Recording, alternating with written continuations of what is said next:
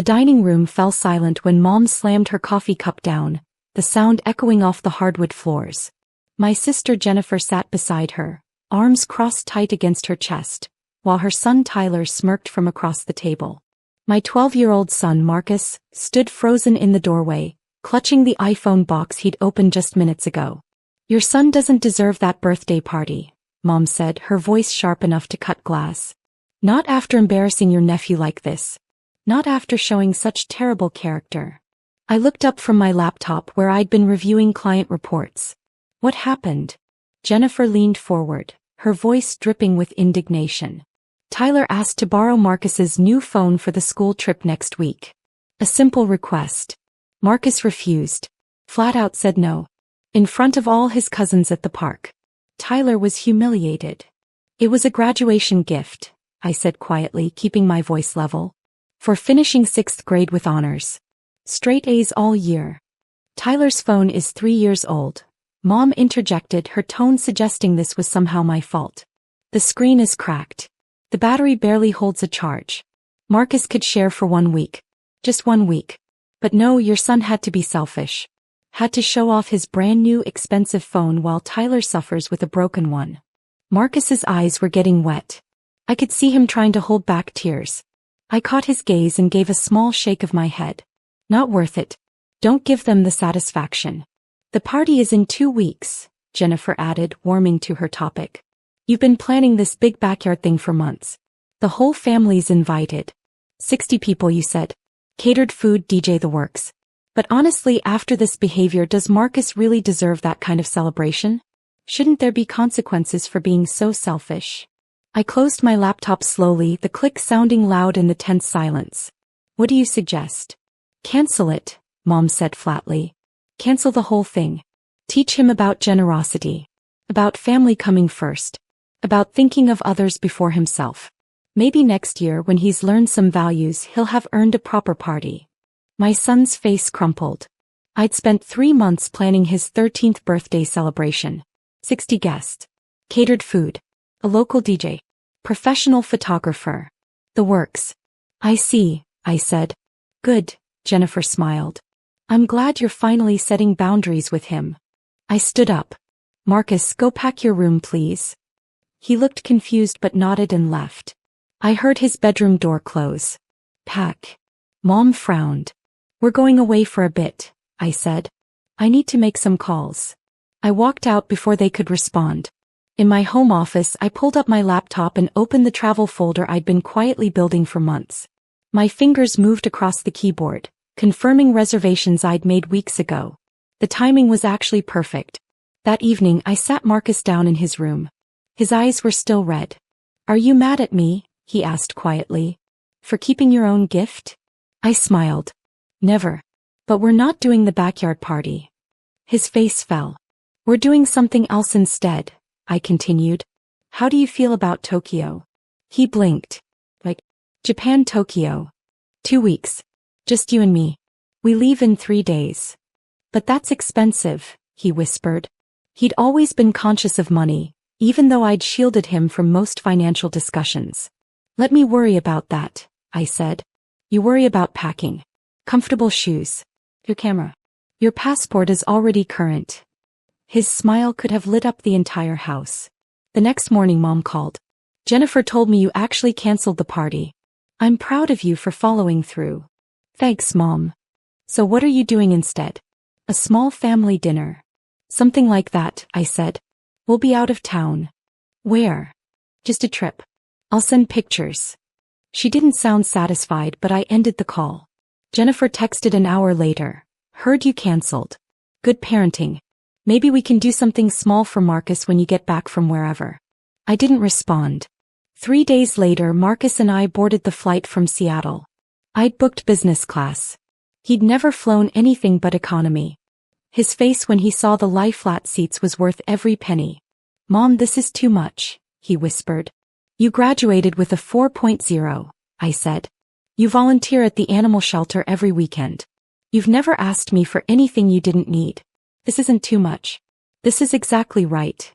14 hours later, we landed at Haneda Airport. The exhaustion from the flight melted away the moment we stepped into the arrivals hall.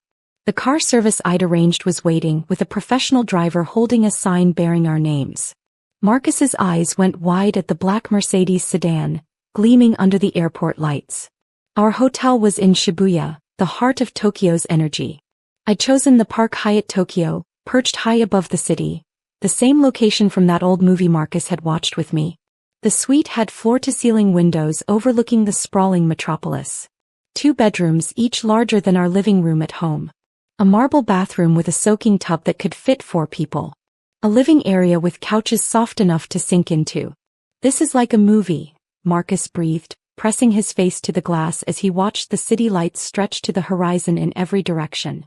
We spent the first 3 days exploring like locals. Sensoji Temple with its massive red lantern and clouds of incense smoke. Harajuku's wild fashion streets, where Marcus photographed everything from gothic Lolitas to businessmen in perfect suits. The Pokémon Center, where Marcus nearly lost his mind, surrounded by 3 floors of merchandise he'd only ever seen online. I let him pick restaurants from a carefully researched list I'd been building for months. We ate everything from conveyor belt sushi, where plates cost $1 each, to a tiny ramen shop that seated exactly 8 people and had a line around the block. On day 4 we took the bullet train to Kyoto, watching Japan blur past at 200 miles per hour. I'd booked us into a traditional ryokan nestled in the hills outside the city. Marcus experienced his first onsen, the natural hot spring bath that required getting over his initial shyness about communal bathing. He learned to sleep on a futon laid directly on tatami mats, the scent of fresh straw filling the room. He wore a yukata to dinner, the cotton robe making him feel like he'd stepped into another century. The kaiseki meal had 17 courses, each one a tiny work of art. He tried everything, even the sea urchin that made his face scrunch up before he admitted it was actually interesting. "Best birthday ever," he said quietly as we walked through the Fushimi Inari shrine the next day, surrounded by thousands of vermilion torii gates snaking up the mountain.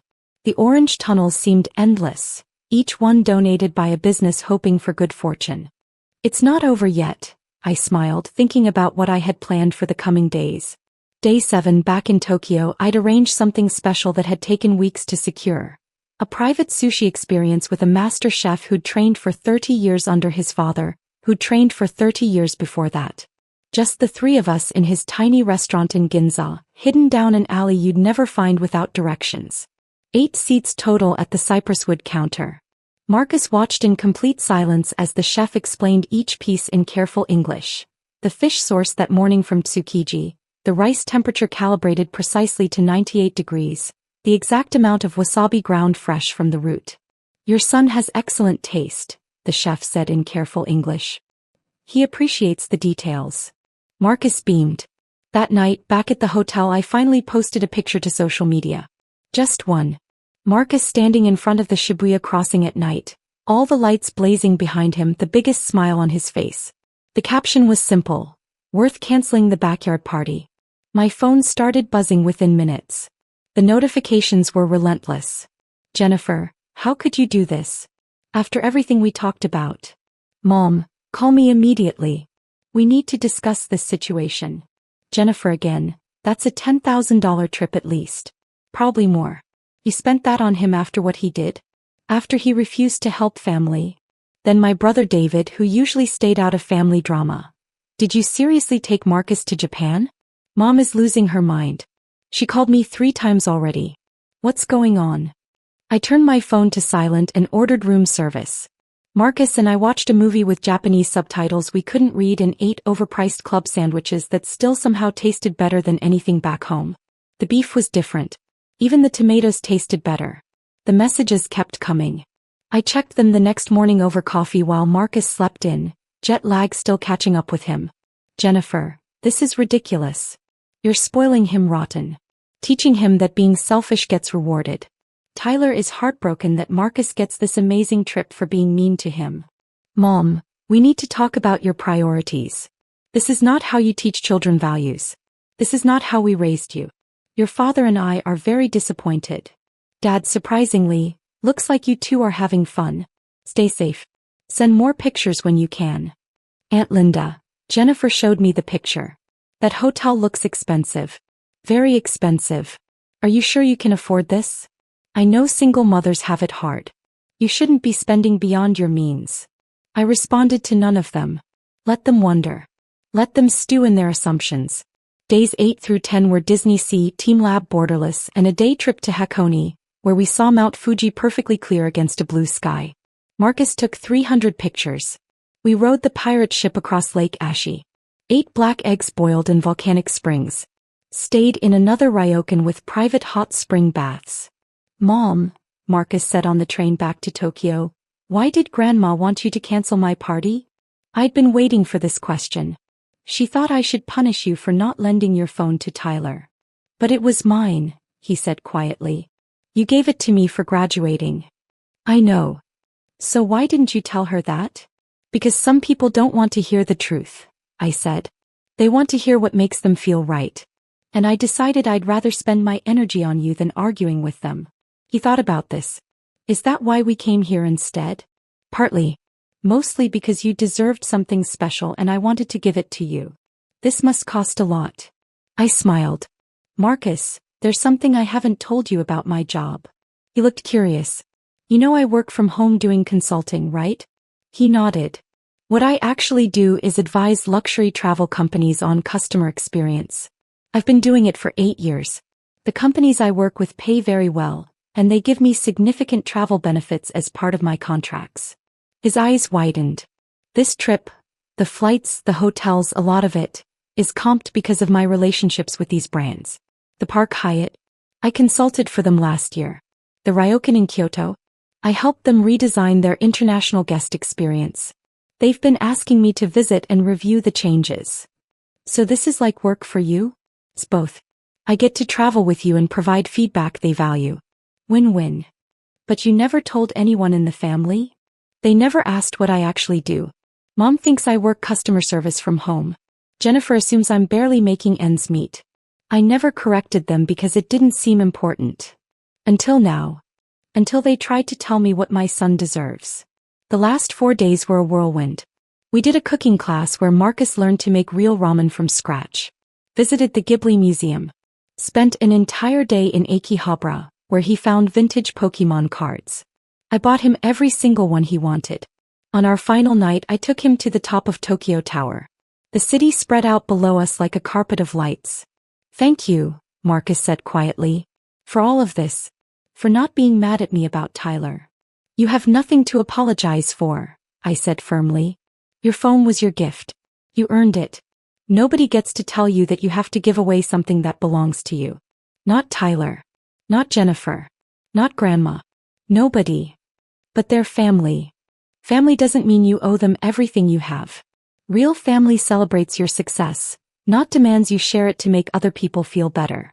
He hugged me tight. I love you, Mom. I love you too, kiddo. Happy birthday. We flew home the next day. I'd posted 3 more pictures throughout the trip. Each one generated dozens of messages I didn't read. At Seattle-Tacoma Airport baggage claim, my phone rang. I answered. You're back, she said coldly. Just landed. We need to talk about this Japan situation. Do we? You spent thousands of dollars on that trip. Money you could have saved. Money that could have gone to something practical. And for what? To prove a point. To celebrate my son, I said calmly. Who worked hard all year. Who earned his gift. Who didn't deserve to be punished for keeping what was his. You're spoiling him. I'm teaching him that effort has rewards. That he doesn't have to shrink himself to make others comfortable. That his mother has his back. Jennifer is very upset. Jennifer can be upset. That's not my problem. Silence on the line. The party you canceled, Mom continued. Jennifer said you'd planned to spend $15,000 on it.